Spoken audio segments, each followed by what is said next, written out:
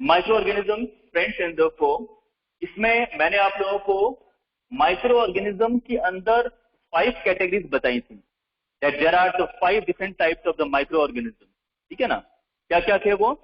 Virus था, bacteria, fungus, algae and virus, bacteria, fungus, algae and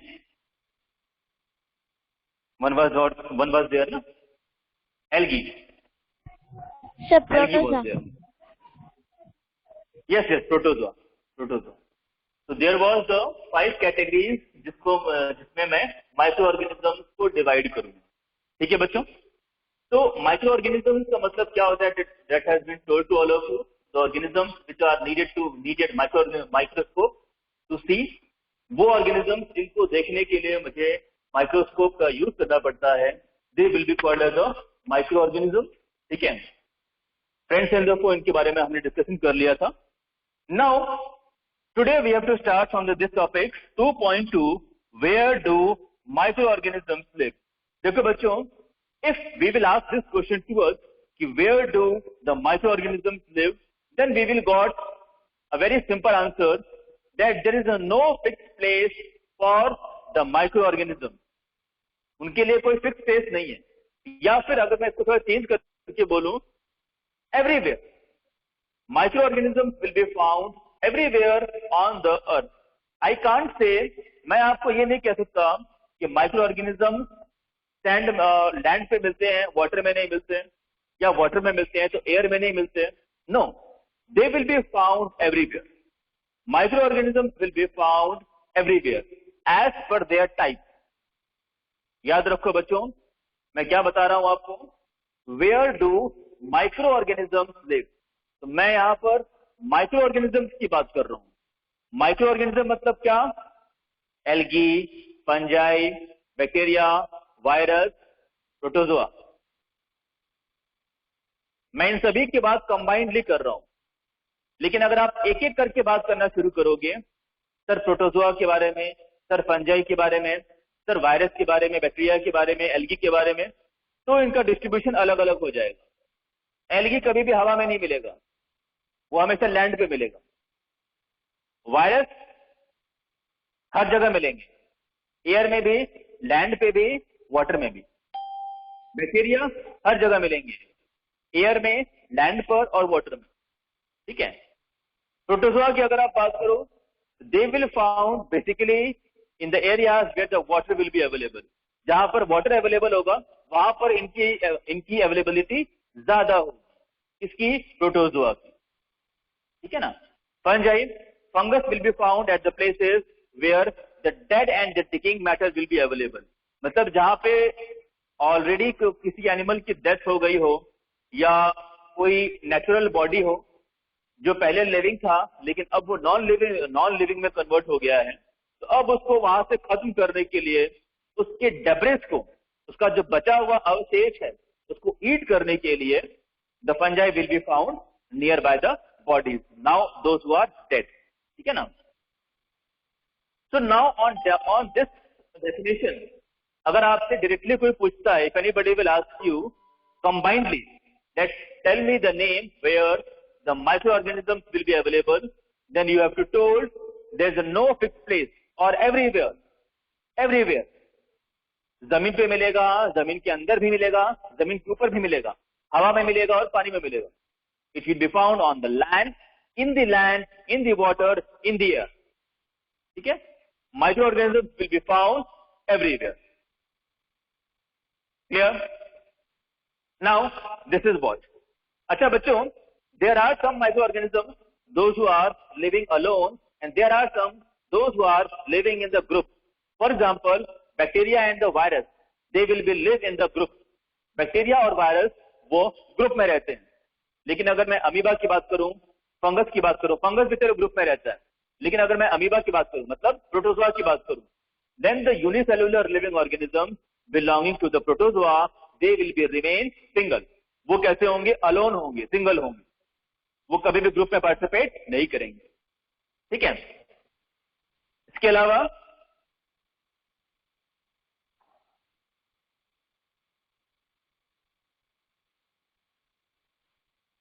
ठीक है बेटा, so that's all about the topic 2.2। अब देखो ये जो आपका टॉपिक है, topic 2.3 micro organisms and the अर्थ, इसमें मैं आपको कुछ टॉपिक यहाँ पे लिखवा देता हूँ। माइक्रो ऑर्गेनिजम्स एंड अर्थ 2.3 देखो बेटा, ये जो 2.3 टॉपिक है आपका, इसी का कुछ पार्ट मैंने यहाँ पे लिखा है, कुछ पार्ट मैं यहाँ लिख देता हूँ और बाकी सारे पार्ट वहां पे रहेंगे।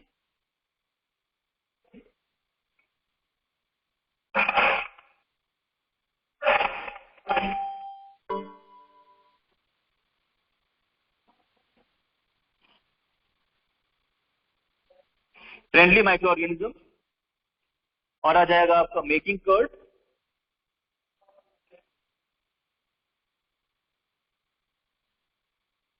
ठीक है ना। आपका एक एक करके मैं सभी एक्सप्लेन करता हूं बेटा आपको। Commercial use of micro organism, commercial use of micro organism. चलो मैं इसको यहां पे लिख देता हूं लास्ट में, इसको हम लास्ट में देख लेंगे। That was the commercial use of micro organism, है ना। Commercial use of micro organism. चलो बेटा, ये सारे टॉपिक्स हो गए जो मैंने आप लोग को लिखवा दिए। Now see, first of all micro organism and the earth. Micro organism और हम, बेटा see, we as a living organism.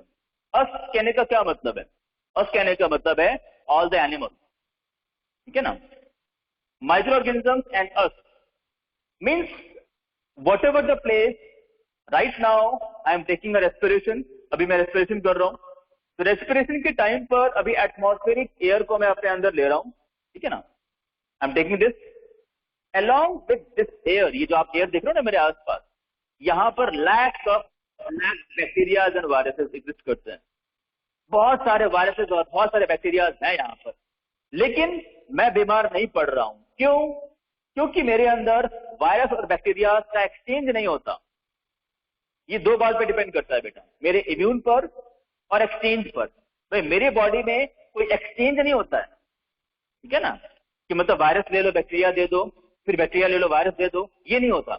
Exchange केवल O2 और CO2 का होता है, उसके अलावा किसी भी चीज का कोई एक्सचेंज नहीं होगा, ठीक है। First number.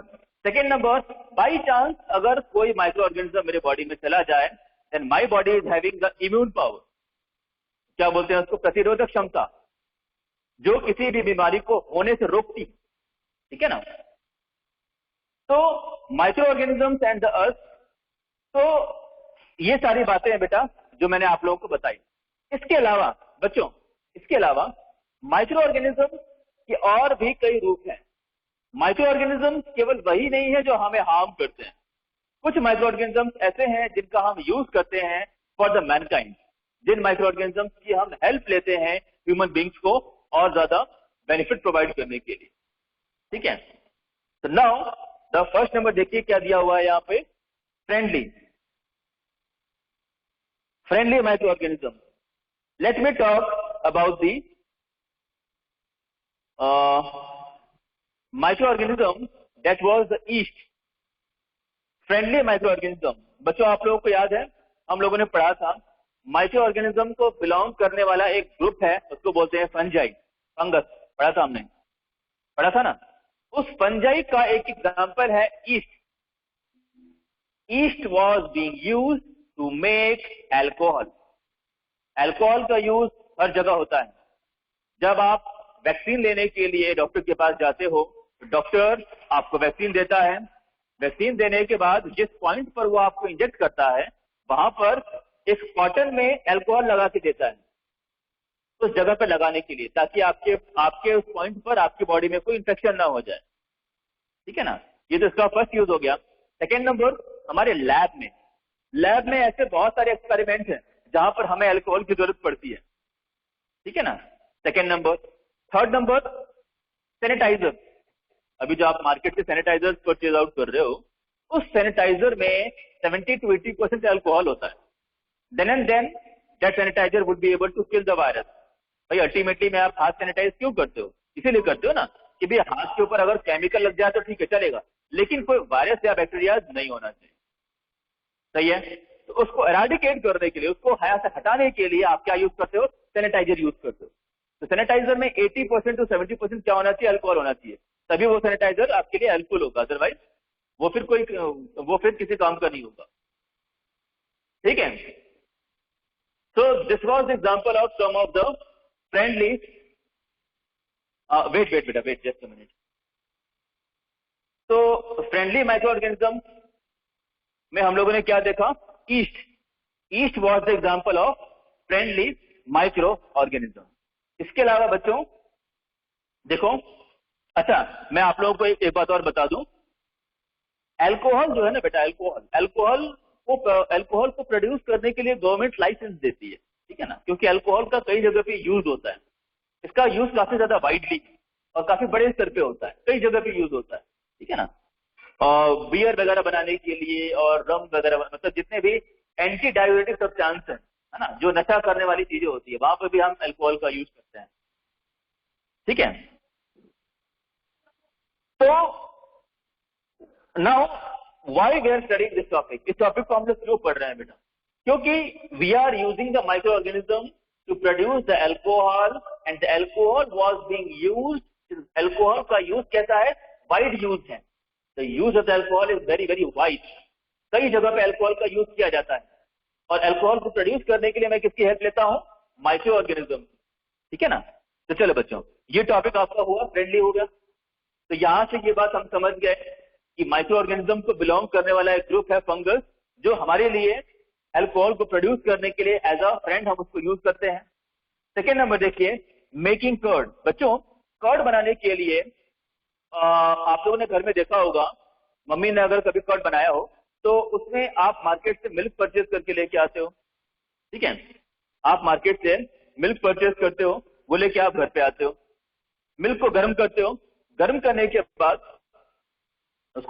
के बाद उस मिल्क को ठंडा किया जाता है, ठीक है। ठंडा हो गया, बहुत ज्यादा ठंडा नहीं, मतलब हल्का थोड़ा बहुत गर्म है, तो थोड़े बहुत गर्म मिल्क में हल्का सा small amount of curd add कर देते हो। Now at the morning what will happen? The whole milk will be converted into the curd. कैसे हो गया? Because the small sample which you have added in the existing milk, the small sample was having the bacteria. What was the name? Lactobacillus bacteria. क्या नाम था उसका? Lactobacillus bacteria. Now this bacteria will be helpful to me. ये bacteria मेरे लिए, मेरे stomach के लिए, मेरे डाइजेशन प्रोसेस के लिए काफी अच्छा है। ये बैक्टीरिया अगर मेरे बॉडी में जाएगा तो मेरे डाइजेस्टिव ट्रैक्ट को, मेरे डाइजेस्टिव सिस्टम को अच्छा करेगा, बढ़िया करेगा। अगर कुछ प्रॉब्लम है तो उस प्रॉब्लम को दूर कर देगा, ठीक है ना।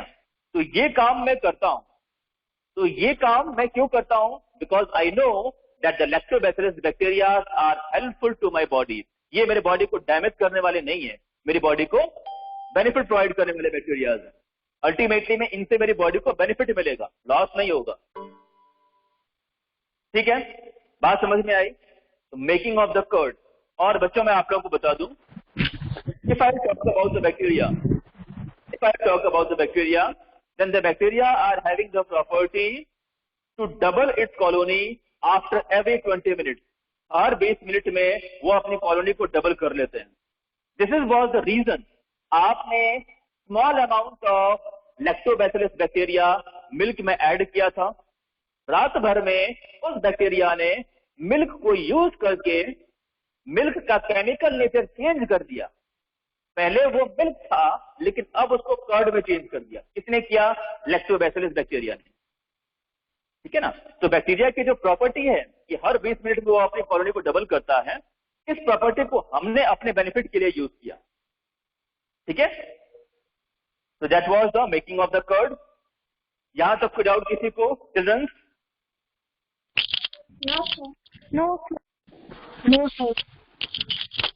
No sir, no doubt. चलिए, नाउ नेक्स्ट नंबर है आपका, दैट वाज आपकी जो एनसीईआरटी है बेटा, एनसीईआरटी के अकॉर्डिंग जो नेक्स्ट नंबर है आपका, that was the commercial use of micro organism. Micro organism का कमर्शियल यूज मतलब क्या होगा इसका? मतलब ये है बेटा, ये जो मैंने अभी आपको बताया ना, फ्रेंडली में जो पढ़ा था ना हम लोगों ने अल्कोहल, वही वाला टॉपिक यहाँ पे रिपीट किया हुआ है। ठीक है कि we are using the alcohol on the commercial basis. हम अल्कोहल को कमर्शियल बेसिस पे यूज करते हैं। तो कमर्शियल बेसिस पर आप यूज करोगे तो कमर्शियल बेसिस पे प्रोड्यूस भी तो करना पड़ेगा भाई। अल्कोहल की डिमांड आप ज्यादा है तो अल्कोहल की अगर डिमांड ज्यादा है तो अल्कोहल का प्रोडक्शन भी आपको बढ़ाना पड़ेगा। और उस प्रोडक्शन को बढ़ाने के लिए आप किसकी हेल्प ले रहे हो? ईस्ट। ईस्ट क्या है? East is example of fungus. और फंगस क्या है? Fungus is the type of the micro organism group. Micro organism को बिलोंग करने वाला एक ग्रुप है फंजाई, और उस फंजाई का एग्जांपल है ईस्ट। आप ईस्ट को बार्ले के ऊपर ग्रो करते हो, you are growing the yeast on the barley. Ultimately there will be a formation of alcohol. होता है क्या है बेटा, मैं आपको बताता हूं। Whenever we will grow yeast on the barley, there will be an anaerobic respiration। बच्चों याद करो, मैंने आप लोगों को 6th में पढ़ाया है, सॉरी 7th में पढ़ाया है। anaerobic respiration क्या होता है? Respiration which do not need oxygen to be occurred। वो respiration जिसमें ऑक्सीजन की रिक्वायरमेंट नहीं होती उसको मैं क्या बोलता हूं? anaerobic respiration। ठीक है, याद करो, मैंने पढ़ाया है आपने, ठीक है ना। अब ये जो ईस्ट है, ये ईस्ट बार्ले के ऊपर, एक minute, what is east? East is example of fungi. Fungi क्या है? Fungi is a type of micro organism. Okay, now what is barley? Barley is a type of a crop. जैसे wheat है, rice है, corns है, वैसे barley भी होता है। बार्ले खेतों में होता है। ठीक है, मैं ये बात जानता हूं, अगर मैं ईस्ट को बार्ले के ऊपर ग्रो करूंगा तो ईस्ट बार्ले के ऊपर क्या करेगा? एनाएरोबिक रेस्पिरेशन करेगा। और एनाएरोबिक रेस्पिरेशन करने की वजह से वहां पर अल्कोहल का फॉर्मेशन होगा। उसी अल्कोहल को मैं यूज करूंगा। बेटा, ना मुझे ईस्ट से कोई मतलब है, ना मुझे बार्ले से कोई मतलब है, मुझे मतलब है अल्कोहल से, क्योंकि इसका यूज बहुत ज्यादा वाइड है। ठीक है ना, और वाइडली यूज करने के लिए मुझे इसको प्रोड्यूस भी करना पड़ेगा। जितना ज्यादा यूज होगा उतना ज्यादा प्रोड्यूस भी करना पड़ेगा। ठीक है ना, तो वही यहां पर दिया हुआ है कि commercial use of micro organism. तो we are using the fungi, we are using yeast, it is a type of a micro organism on commercial basis. बेटा, am I clear to all of you? Clear हो गया सभी को? Yes, sir. कोई doubt? कोई doubt नहीं है?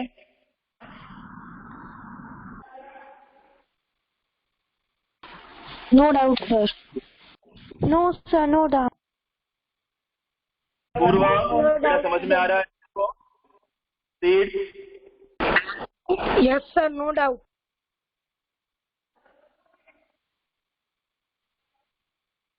धर्मांशी, समझ में आ रहा है?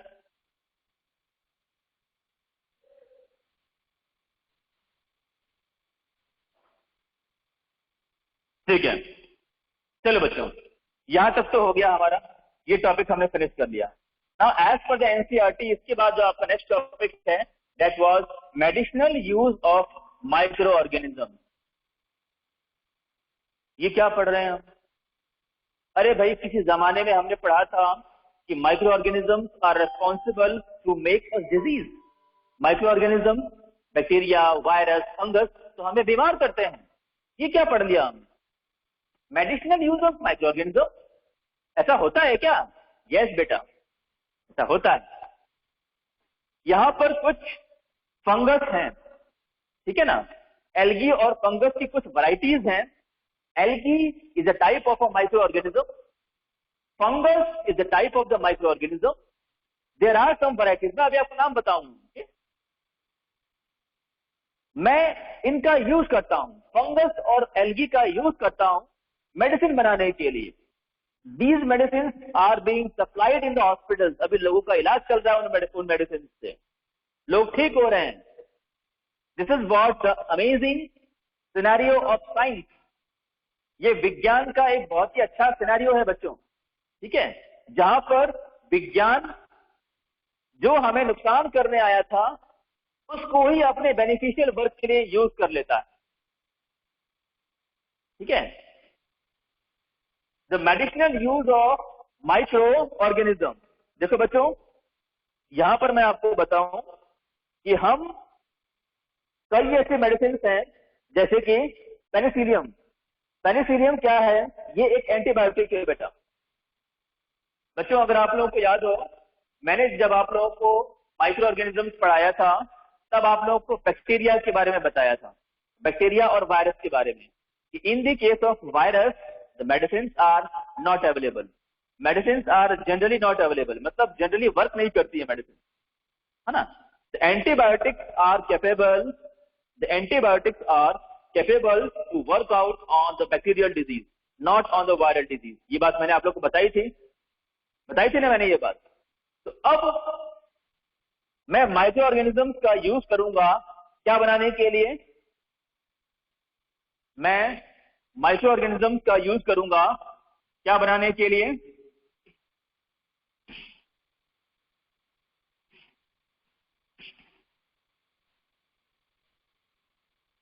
antibiotics.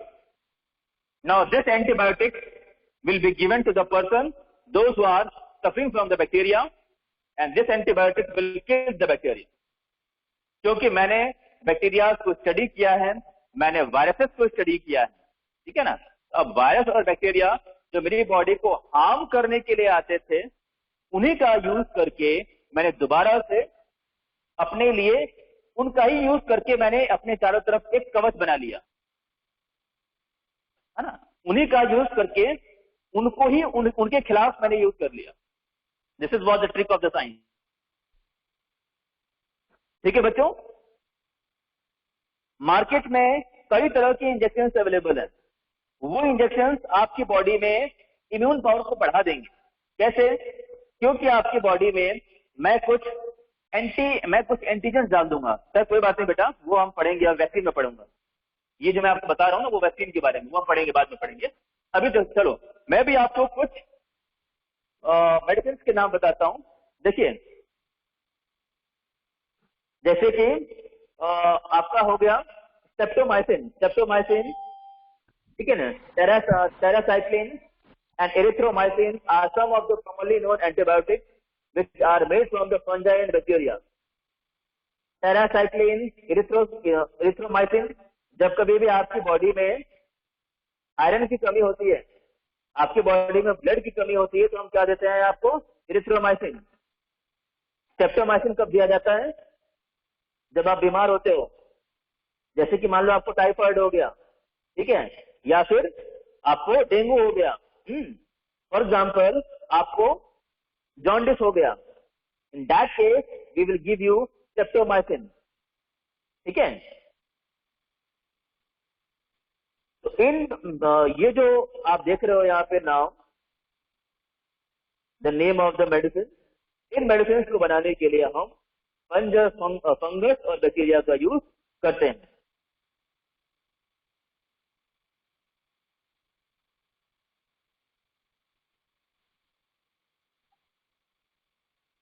इसके अलावा बच्चों, जो पोल्ट्री फार्म होता है हमारा, पोल्ट्री फार्म में वहां पर बहुत सारी हेन्स होती हैं। हेन्स वो ह्यूमन बींग्स नहीं है। They will take out their excreta everywhere. जहां कहीं भी उनका मन करेगा वो अपने एक्सक्रीटा को निकाल देंगे, ठीक है।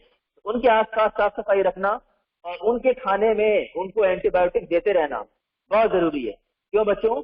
क्योंकि बच्चों आप लोग ये बात जानते हो कि आज हमारे वर्ल्ड में poultry and the poultry products की डिमांड बहुत ज्यादा बढ़ गई है और आने वाले टाइम में और ज्यादा बढ़ेगी, ठीक है ना।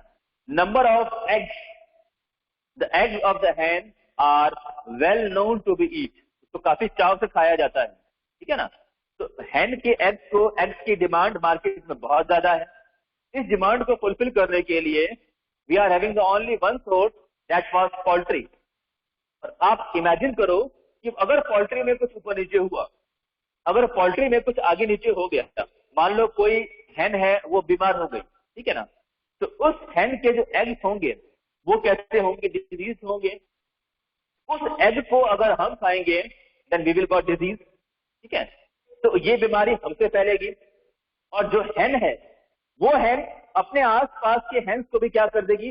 डिजीज कर देगी। तो इस तरह के चांसेस ना हो, इसीलिए उनके खाने में हम एंटीबायोटिक उनको प्रोवाइड करते रहते हैं, सो दैट मान लो अगर कभी कोई चांस हुआ भी तो वो चांस एग्जिस्ट नहीं करेगा।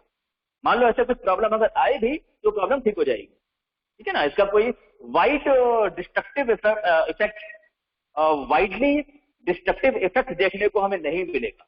क्यों? क्योंकि हमने इसे स्मॉल लेवल पे ही रोक दिया, ठीक है ना। तो पोल्ट्री में भी हम इसका काफी अच्छे से यूज करते हैं, medicinal use of micro organism. तो माइक्रो ऑर्गेनिज्म का यूज करके हम एंटीबायोटिक बनाते हैं और एंटीबायोटिक का यूज हम पोल्ट्री फील्ड में भी हम अच्छा खासा इसका यूज करते हैं, क्योंकि वहां से हमें बड़े अमाउंट में मीट मिलता है और एग मिलता है, ठीक है। ठीक है बच्चों, नाउ नेक्स्ट नंबर हो गया आपका वैक्सीन। अब वैक्सीन क्या होता है भाई? Anybody of you having any idea what is the vaccine?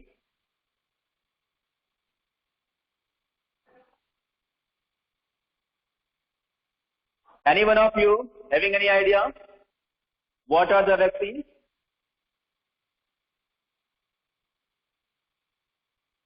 अरे बेटा हाँ या ना तो बोलो, चैट बॉक्स में बोल दो।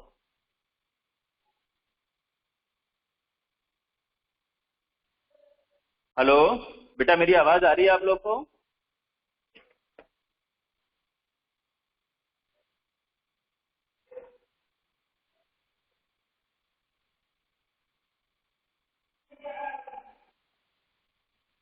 भूमि, धर्मांशी, काव्या, निष्ठा, you all are getting my voice?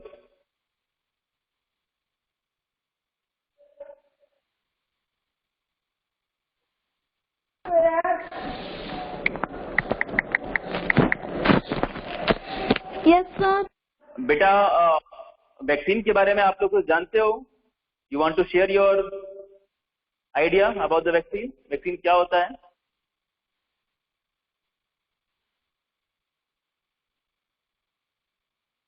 Production of antibodies. Production of antibody तो हमारे बॉडी के अंदर होगा, लेकिन वैक्सीन में मैं देता क्या हूं? चलो कोई बात नहीं, मैं आपको बताता हूं बेटा, कोई बात नहीं, ओके फाइन। देखो बेटा, अब यहां पर वैक्सीन की बात चल रही है, then we will take the example from the most updated one. Let's have a talk about the कोविड-19। चलो, अभी कई लोगों को कोविड-19 हो गया, ठीक है।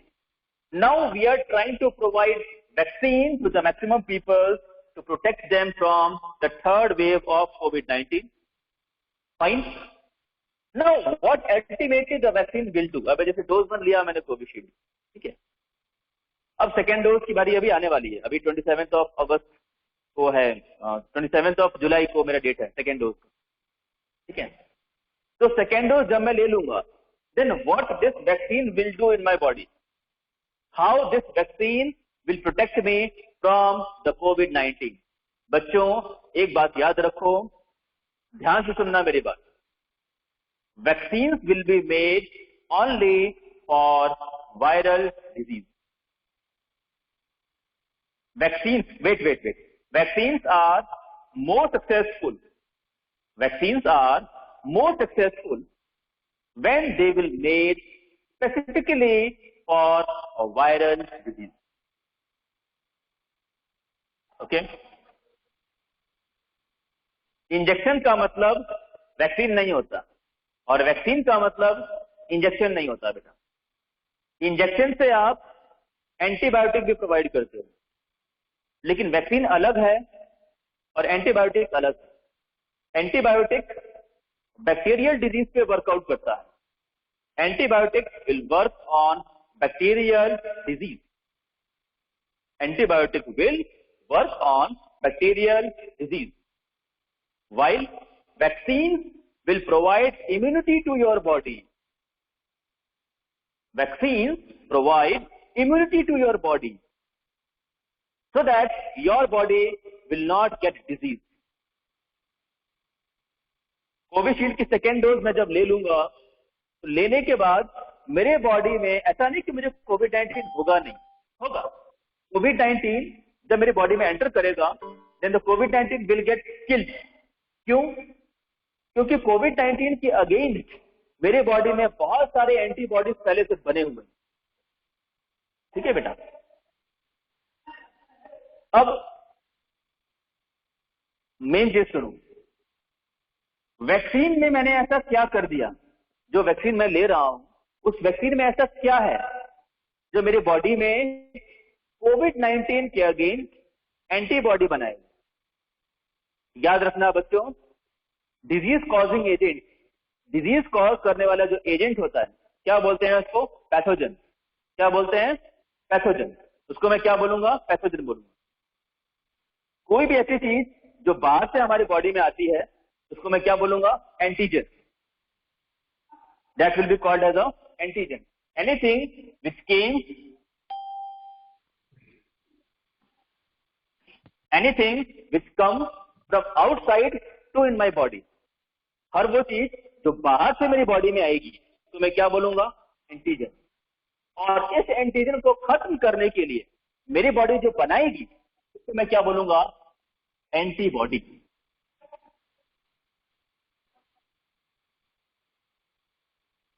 ये क्लियर है? The particles, the agent which will come in my body from the outside, the agent which will come from outside to my body, it will be called as an antigen. And the particles which will be made by my body to fight with the antigen, antigen को खत्म करने के लिए मेरी body जो बनाएगी उसको मैं क्या बोलूंगा? एंटीबॉडी। ये दोनों क्लियर है? Yes, sir. ठीक। अब सुनो, कोविड-19 क्या है? कोविड-19 एंटीजन। ये एंटीजन जब मेरी बॉडी में एंटर करेगा, बेटा मैंने कोविशील्ड पहले से लेकर रखी, फर्स्ट डोज और सेकेंड डोज, मतलब कोविड-19 को मारने के लिए जो एंटीबॉडी चाहिए था वो एंटीबॉडी पहले से मेरी बॉडी में बने हुए।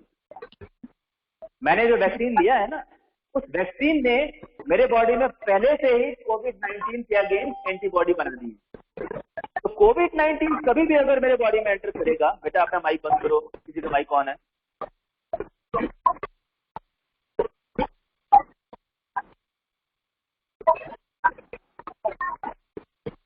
बेटा अपना माइक बंद करो। उम्मे हानी, उम्मे हानी,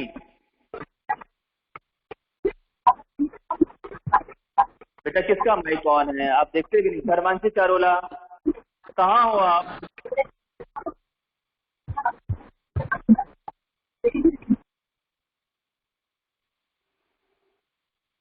मोबाइल लेके कहीं और चले गए हो क्या?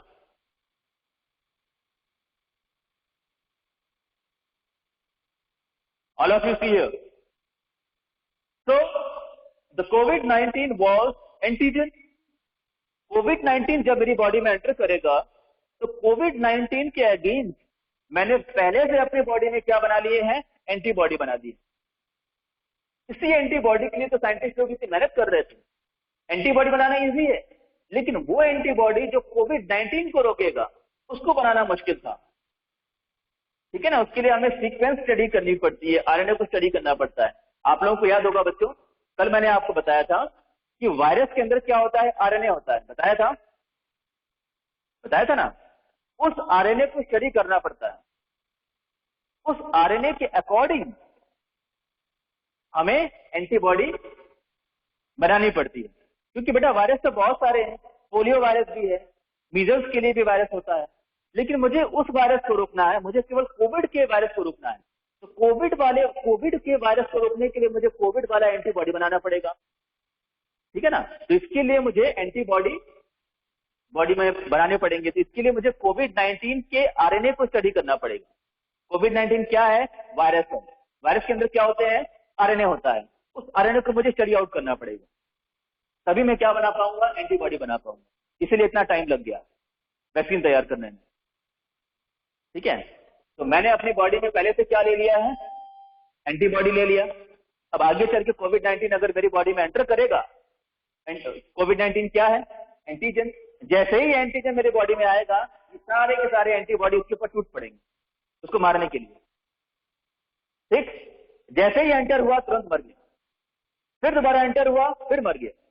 तो जब तक मैं लाइव रहूंगा तब तक ये एंटीबॉडीज मेरे बॉडी में रहेंगे। ठीक है, तो जब तक मैं लाइव हूं इस अर्थ पे, डेथ के बाद तो भाई डेथ के बाद तो फिनिश ही हो जाएंगे, लेकिन जब तक मैं लाइव हूं तब तक कोविड-19 वाले एंटीजन जितनी बार मेरे बॉडी में एंटर करेगा उतनी बार वो मर जाएगा। बात समझ में आई? क्लियर हो गया सभी को? Yes, sir.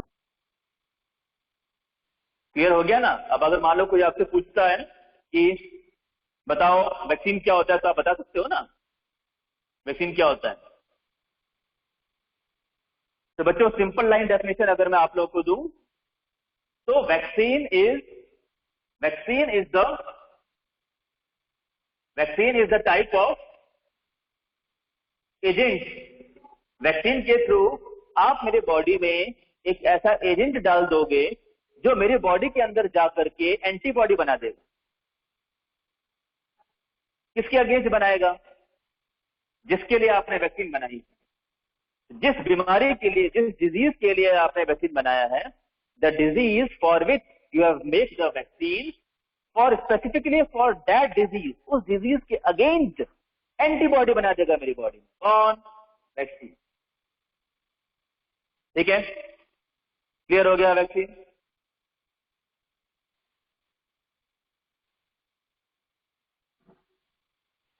चलो, now next number, increase soil fertility. Soil की फर्टिलिटी बढ़ जाएगी। Increase soil fertility. Now the micro organisms are also being used to increase the soil fertility. भाई सॉइल की फर्टिलिटी को बढ़ाने के लिए भी हम माइक्रो ऑर्गेनिजम्स का यूज करते हैं। जैसे कि बच्चों आप लोगों को याद होगा, कल मैंने बताया था आपको, अगर मैं माइक्रो ऑर्गेनिज्म की बात करूं तो माइक्रो ऑर्गेनिज्म की एक कैटेगरी है। There is one category of micro organism known as bacteria. ठीक है, वो बैक्टीरिया जो मुझे डिजीज कॉज करेगा वो तो अलग है, but the bacteria which will be found just at the root of the plant, that was nitrogen fixing bacteria, the bacteria which will fix nitrogen from the atmosphere, the bacteria which will fix nitrogen from the atmosphere, and that nitrogen will be fixed into the soil. वो nitrogen जो soil से fix कर दिया गया, जो soil में fix कर दिया गया, उस नाइट्रोजन करेगा प्लांट। तो वो नाइट्रोजन किसने प्रोवाइड किया? बैक्टीरिया ने, माइक्रो ऑर्गेनिज्म। तो मैं ये बोल सकता हूं ना कि microorganism can be used to increase the soil fertility. ठीक है ना?